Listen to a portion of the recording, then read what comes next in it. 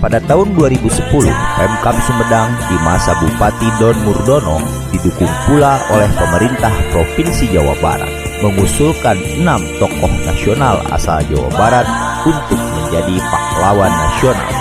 Salah satunya adalah Ali Sadikin, si Maung Cangkudu. Ini Jakarta. Orang Jakarta maksudnya, bukan orang luar. Asalnya orang tua di mana? Sudah meninggal semua. Orang Jakarta asli ya. Ijes. Ada rasa reus atau rasa bangga yang diam-diam menyelinap tatkala melihat cuplikan video ini. Urang Sumedang yang gagah, tampan, dan cerdas itu adalah Ali Sadikin, si Maung Cangkudu.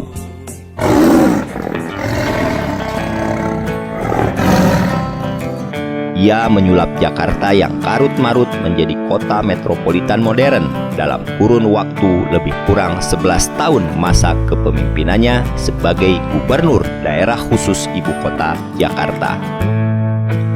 Pasca negara dilanda huru-hara 30 September 1965, di akhir senja kekuasaannya, Bung Karno membuat satu keputusan cerdas, menunjuk dan melantik Ali Sadikin sebagai Gubernur DKI Jakarta pada tanggal 28 Juli 1966 di Istana Negara. Dalam benak Bung Karno, Ali Sadikin yang dia sebut sebagai si kopik atau si keras kepala adalah figur yang cocok untuk membangun kembali Jakarta. Tak tanggung, ia menduetkan Ali dengan RHA Wiryadinata sebagai wakil gubernur DKI yang juga urang Sumedang. Dengan kata lain, duet urang Sumedang itulah yang memimpin kebangkitan Jakarta sebagai ibu kota negara pasca tragedi 1965.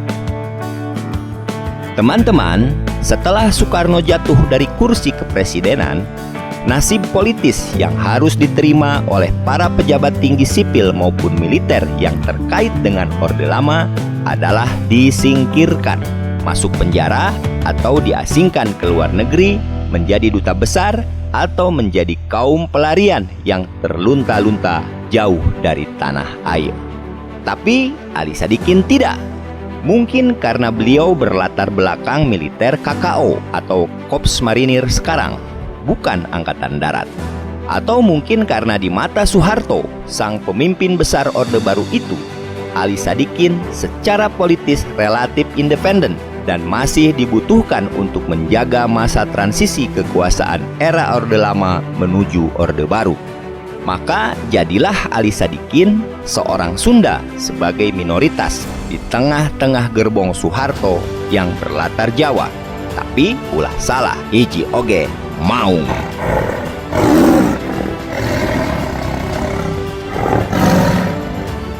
Ya, Ali Sadikin yang berjuluk Maung itu lahir di lingkungan Cangkudu, sebuah kawasan sejuk sebelah barat alun-alun kota Sumedang yang berlatar Gunung Palasari dan rimbun oleh pepohonan benteng Gunung Kunci. Rumah keluarga Raden Sadikin itu berada di Jalan Raden Suyud, Kelurahan Kota Kulon, Kecamatan Sumedang Selatan. Raden Sadikin adalah seorang guru sekolah pertanian yang didirikan oleh Pangeran Surya Atmaja. Dia memiliki 5 anak. Anak pertamanya seorang dokter bernama Hasan Sadikin yang kemudian kita tahu diabadikan menjadi nama rumah sakit nomor 1 di Jawa Barat ini. Dan Ali Sadikin adalah putra ketiga Raden Sadikin, lahir di Sumedang 7 Juli 1927. Ia menghabiskan masa kecilnya di Sumedang, bersekolah di SD Jonggol yang sekarang menjadi SD Negeri Sukaraja, lalu berlanjut ke SMP Negeri 1 Sumedang. Ketika masih kecil, sudah dikenal dengan sebutan Maung Cangkudu. Sifat tegas dan kepemimpinannya memang sudah terlihat sejak kecil. Kenang Umu Salamah atau Raden Ayu Salamah Gilang Purnama, teman sepermainan Ali Sadikin saat diwawancarai wartawan pada tahun 2010. Di masa pendudukan Jepang, Ali Sadikin masuk Sekolah Tinggi Pelayaran di Semarang. Pasca kemerdekaan 17 Agustus 1945, Ali segera bergabung dengan Badan Keamanan Rakyat Bagian Laut yang menjadi cikal bakal TNI Angkatan Laut.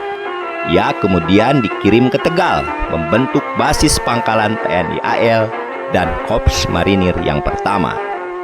Satu cerita yang menunjukkan keberaniannya dalam bertempur melawan agresi militer Belanda adalah ketika Ali Sadikin dengan gagah berani berlari ke garis depan sambil memberondongkan peluru dari stand gun-nya.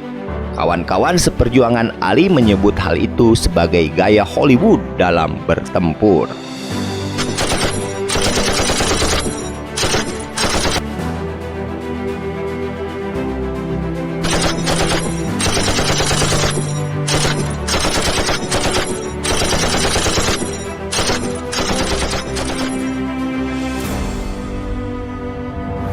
Selanjutnya, di masa Orde Lama, tahun 1963 hingga 1966, Ali menduduki jabatan Menteri Perhubungan Laut sekaligus Menteri Koordinator Urusan Maritim. Sampai kemudian pada tanggal 28 Juli 1966, Presiden Soekarno melantiknya sebagai Gubernur Jakarta. Pada momentum inilah kepemimpinan Ali Sadikin, si Maung Cangkudu itu benar-benar teruji dan nyata terbukti. Teman-teman, sejak menjadi Gubernur DKI, kreativitas Ali tereksplorasi yang dipadukan dengan ketegasan sikap dan keberaniannya. Sejak awal menjabat gubernur, beliau gemar keluyuran ke semua penjuru kota, memasuki jalanan dan gang kumuh, mendatangi pedagang kaki lima, pengemis dan gubuk-gubuk liar untuk tahu seperti apa kehidupan rakyatnya secara nyata, merangkum masalah-masalah mendasar, merumuskan solusi, dan menyusun rencana penyelesaian.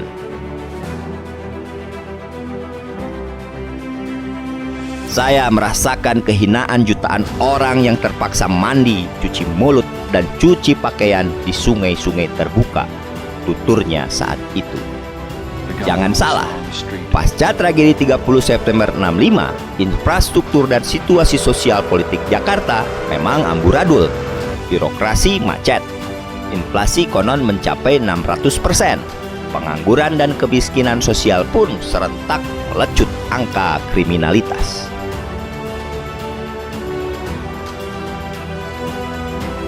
Sang Maung Cangkudu pun kemudian mengaum keras, menggebrak, membentak.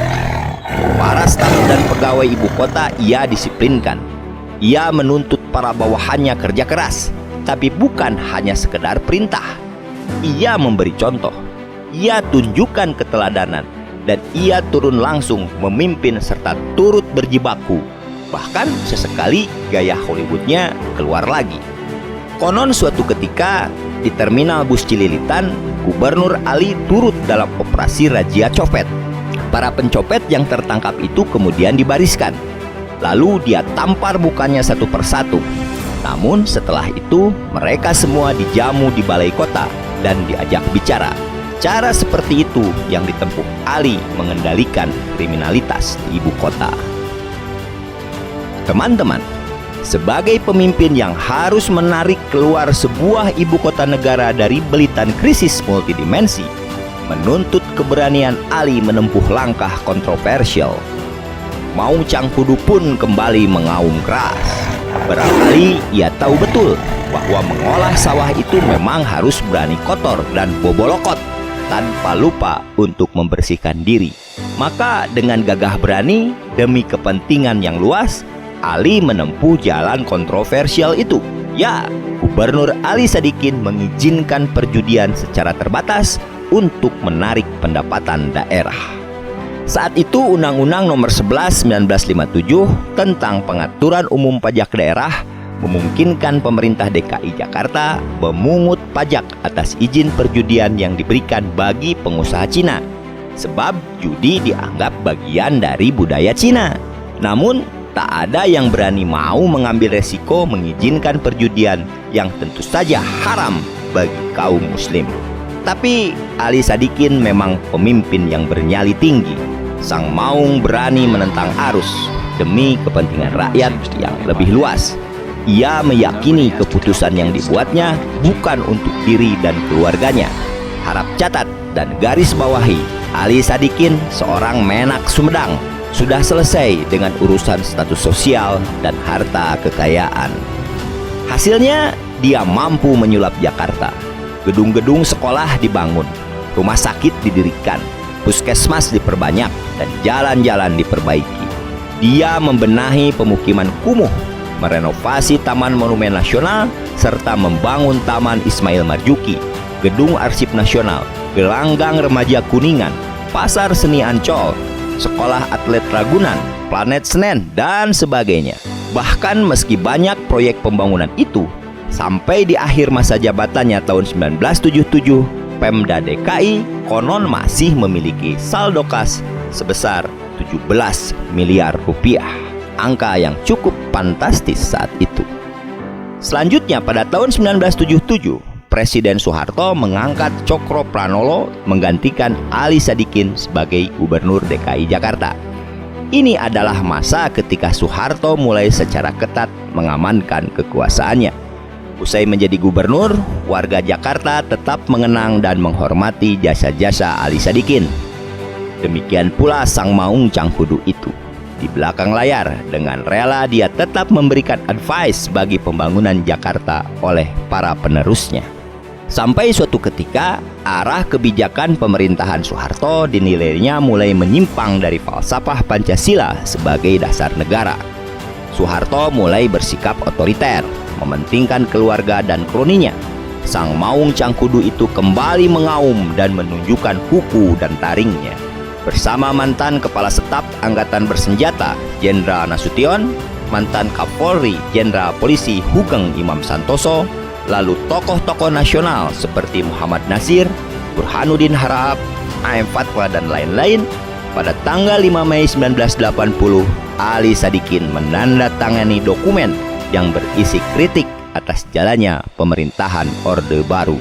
Para penandatangan petisi ini kemudian membentuk Pokja dan terus konsisten melontarkan kritik, memilih berseberangan dengan pemerintahan Orde Baru, meskipun harus rela disingkirkan dari pergaulan sosial politik, dimata-matai, bahkan ada yang mengintimidasi. Padahal sejarah telah mencatat peran besar mereka menyelamatkan negara ini dari kekacauan pasca tragedi 1965 itu. Mereka konsisten dengan pendirian dan sikap kritisnya itu hingga menjelang kejatuhan Soeharto melalui gerakan reformasi di tahun 1998.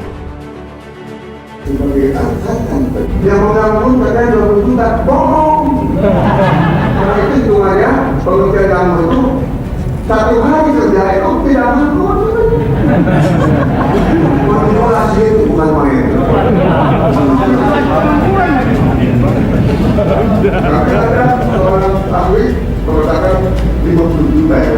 Demikianlah sekelumit kisah Sang Maung Cangkudu itu. Satu-satunya yang tak bisa dia lawan di dunia ini adalah waktu. Ali Sadikin, putra Sumedang, berjuluk Maung Cangkudu itu wafat di Singapura Selasa 20 Mei 2008.